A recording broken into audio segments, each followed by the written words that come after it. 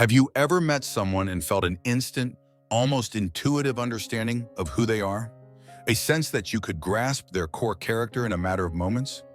Conversely, have you ever been utterly baffled by someone, feeling as though you were trying to read a book written in a language you've never seen?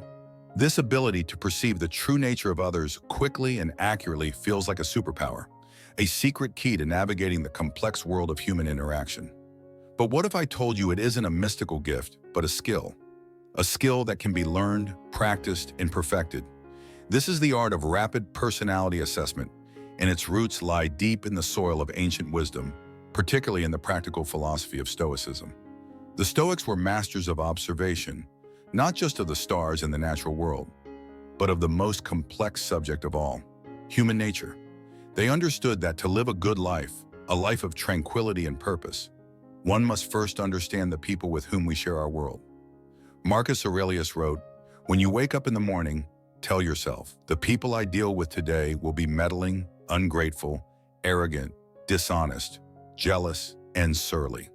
They are like this because they can't tell good from evil."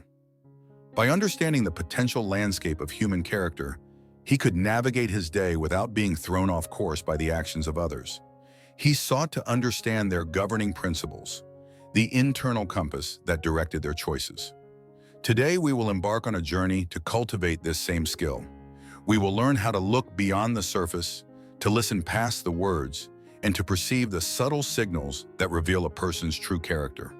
This is not about making snap judgments or placing people into rigid boxes. It is about developing a refined perception, a form of emotional and psychological intelligence that allows you to understand the governing principles of those you meet. It is about learning to read the story a person tells, not just with their mouth, but with their entire being. And if you stay until the end, you'll hear a timeless parable that reveals the deepest secret of how we truly see others and ourselves. Chapter 1. The Silent Language of the Body. The first and most immediate source of information is a person's physical presence. Long before a single word is spoken, a person communicates volumes through their body. The way they carry themselves, the space they occupy, the gestures they make, these are the opening paragraphs of their story. A Stoic practices prosoche, or the art of attention. This means observing the world as it is, without the immediate filter of our own biases and interpretations. When you first meet someone, apply this focused attention to their nonverbal cues. Consider their posture. Do they stand tall, with their shoulders back and their chest open? This often signals confidence, self-assurance, and an openness to engagement. Or are they hunched with their shoulders curved inward, as if trying to make themselves smaller? This can suggest insecurity, anxiety, or a defensive posture towards the world. Think of it as a physical manifestation of their internal state. As the inventor Leonardo da Vinci, a master observer of human anatomy and emotion, noted, "The motions of men are as varied as the emotions of their minds." A person's posture is the baseline of their physical narrative. Next, observe their movements. Are their gestures expansive and fluid, or are they tight and controlled? Large, open gestures often accompany an extroverted, expressive personality. They are not afraid to take up space and share their energy. Conversely, small, precise, and close-to-the-body movements can indicate a more introverted, cautious, or detail-oriented nature. Watch their hands. Are they fidgeting, tapping, or constantly touching their face or neck? These can be telltale signs of nervousness or discomfort. Calm, still hands often belong to a person who is at ease in their own skin and in the situation. Eye contact is perhaps the most powerful nonverbal tool. The eyes are, as the Roman orator Cicero said, the windows to the soul. Direct, steady eye contact can convey confidence, honesty, and engagement. It says, "I see you, I am listening, and I am present in this moment with you." Someone who consistently avoids eye contact, whose gaze is always shifting, might be communicating shyness, dishonesty, or a lack of confidence. However, context is crucial. In some cultures, prolonged direct eye contact is considered aggressive or disrespectful. The skilled observer doesn't just see the action, they understand the context in which it occurs. They also notice the nuances. Is the eye contact a warm, engaging gaze? Or is it an intense, unblinking stare meant to intimidate? The subtle difference speaks volumes about intent. Finally, consider their overall energy or presence. This is more subtle, but no less real. Some people seem to fill a room with a vibrant, positive energy, while others carry a palpable weight of negativity or anxiety. This is the sum total of their nonverbal signals, an aura created by their posture, movements, and facial expressions. The Stoic philosopher Epictetus taught that we are disturbed not by events, but by the views we take of them. A person's presence is often a direct reflection of the view they take of themselves and their place in the world. By paying close, unbiased attention to these physical signals, you gather the first crucial pieces of the puzzle, forming an initial hypothesis about the person before you. Chapter 2. Decoding the Blueprint of Speech. Once the conversation begins, a new flood of data becomes available. The way a person uses language is a direct gateway into their mind, their values, and their perception of reality. The Stoics, particularly Zeno of Citium, placed immense value on logic and the clear, precise use of language. They understood that our words both reflect and shape our thoughts. To understand a person, you must listen not just to what they say, but how they say it. Begin with their word choice. Do they speak in terms of possibilities or limitations? A person who frequently uses words like can't, impossible, or always might possess a rigid, pessimistic, or fixed mindset. They see the world in black and white. In contrast, someone who uses words like perhaps, what if, or let's explore is more likely to have an open, optimistic, and growth-oriented mindset. They see possibilities and nuances. Listen for the pronouns they favor. Does the person constantly use I, me, and my? An over-reliance on the first person singular can indicate a self-centered perspective, where the world revolves around their own experiences and needs. Conversely, a person who frequently uses we and us may have a more collaborative, community-oriented mindset. They see themselves as part of a larger whole. This isn't a foolproof rule, but a pattern of pronoun use over time is a strong indicator of their primary focus, self or group. Pay attention to the topics they gravitate towards. What do they choose to talk about when given the freedom to direct the conversation? Do they talk about people, often in the form of gossip or criticism?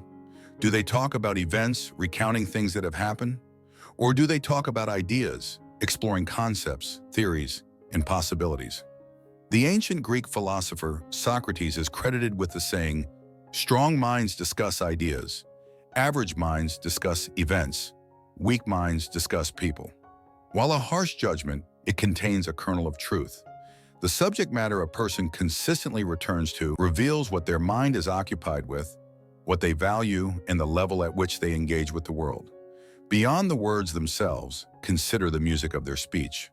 The tone, pace, and volume are rich with emotional information. A fast-paced speaker might be enthusiastic and passionate, or they might be nervous and anxious. A slow, deliberate speaker could be thoughtful and calm, or they could be lethargic and disengaged.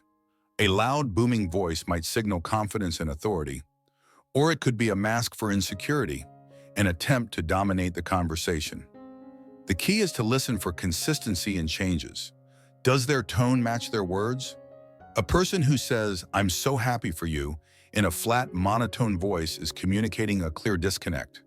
This incongruence between verbal and vocal signals is a flashing red light, indicating that there is more to the story than what is being said.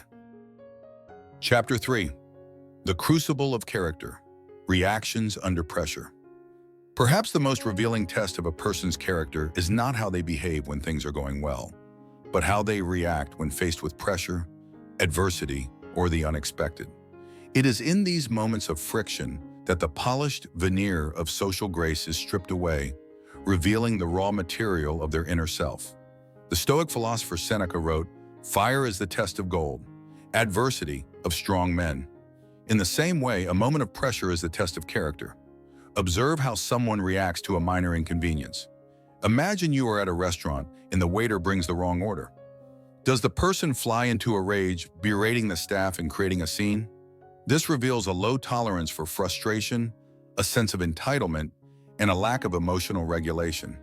It suggests a person who believes the world should bend to their will and who lacks empathy for the minor mistakes of others. Or do they handle it with grace and patience, calmly pointing out the error and treating the waiter with respect? This demonstrates resilience, emotional maturity, and an understanding that small setbacks are a part of life. It shows a character that is not easily disturbed by external events. A core tenet of Stoicism. Consider how they respond to disagreement or criticism. When you present a differing opinion, do they become defensive, angry, or dismissive? Do they interrupt, talk over you, or resort to personal attacks?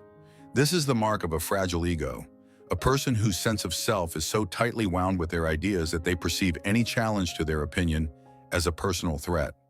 They are more invested in being right than in finding the truth. On the other hand, does the person listen thoughtfully to your perspective?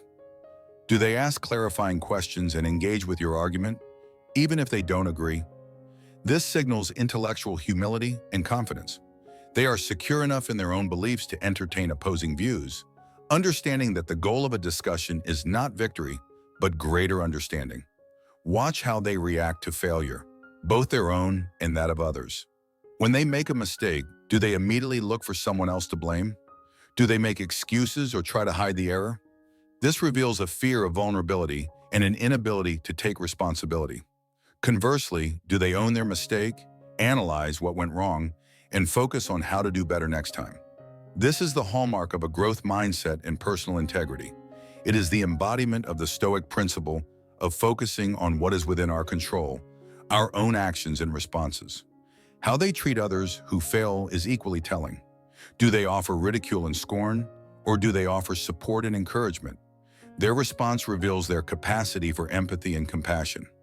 By observing a person in these crucible moments, you are granted a rare and unfiltered glimpse into their core programming, their fundamental approach to life's inevitable challenges.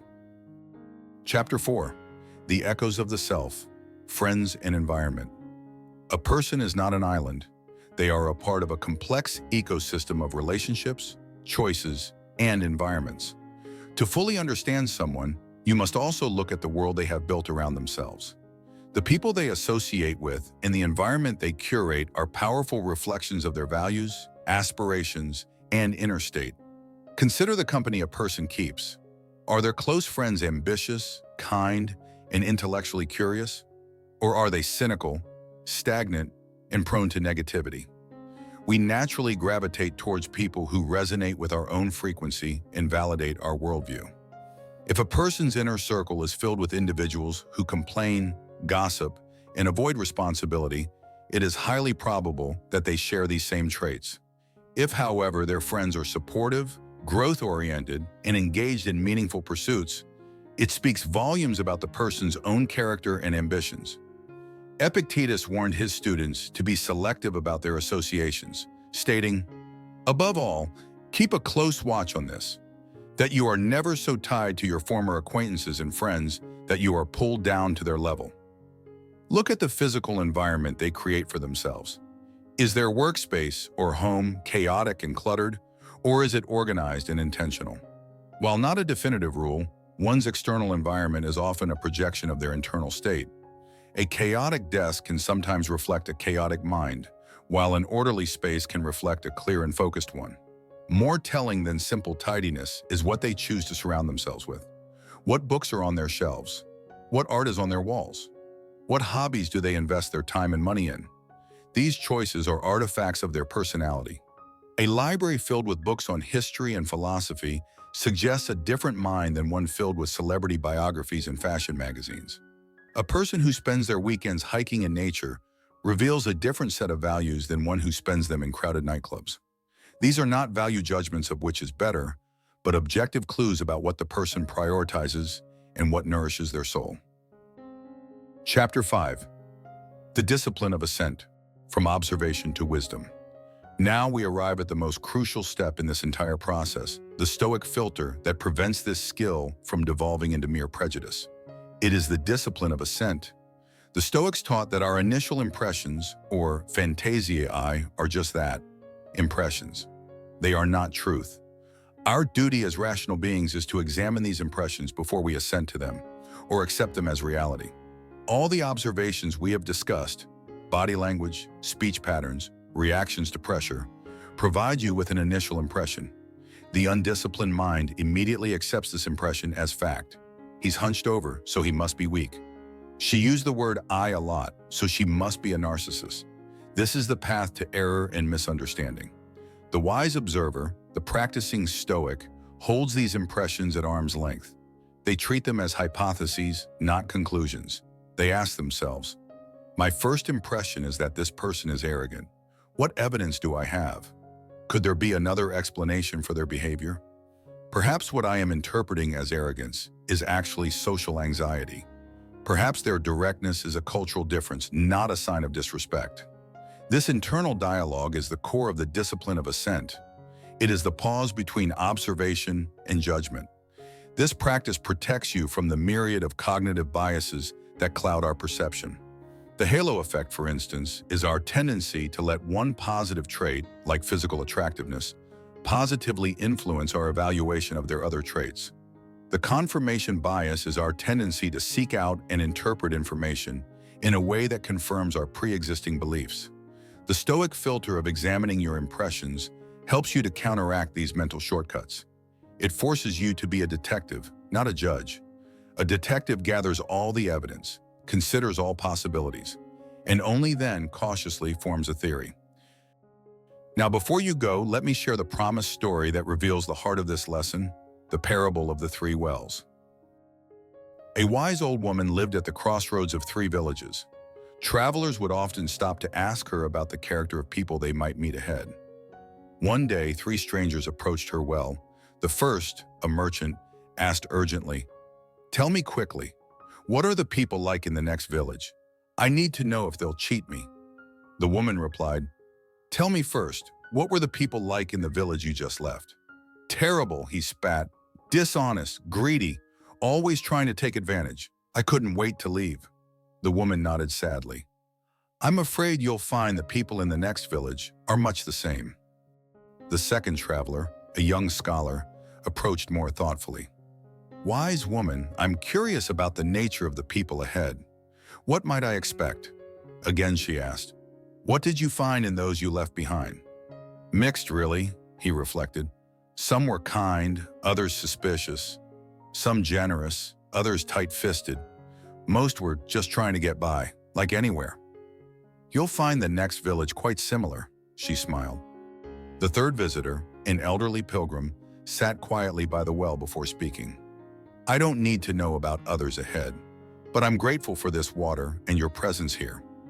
Curious, the woman asked anyway, "And what of the people where you've been?" His eyes lit up.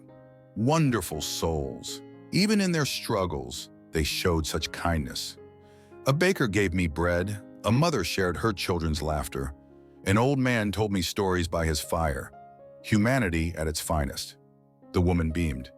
"The village ahead will welcome you with open arms." After all three left, a young girl who'd been listening asked, "Grandmother, how did you know what each village was like?" The old woman chuckled. "Child, I've never been to any of those villages. But I've learned this truth. We don't see people as they are. We see them as we are. The merchant's suspicion created suspicious people. The scholar's balanced view found balance. The pilgrim's open heart discovered open hearts." The goal of reading people is not to label them for your own convenience. The goal is understanding. It is to better predict how they might act, to communicate with them more effectively, and to navigate your relationship with them more wisely. It is about seeing them as a complex human being shaped by a lifetime of experiences, just as you are. By applying the discipline of assent, you approach others with a powerful combination of keen observation and profound humility, recognizing the limits of your own perception.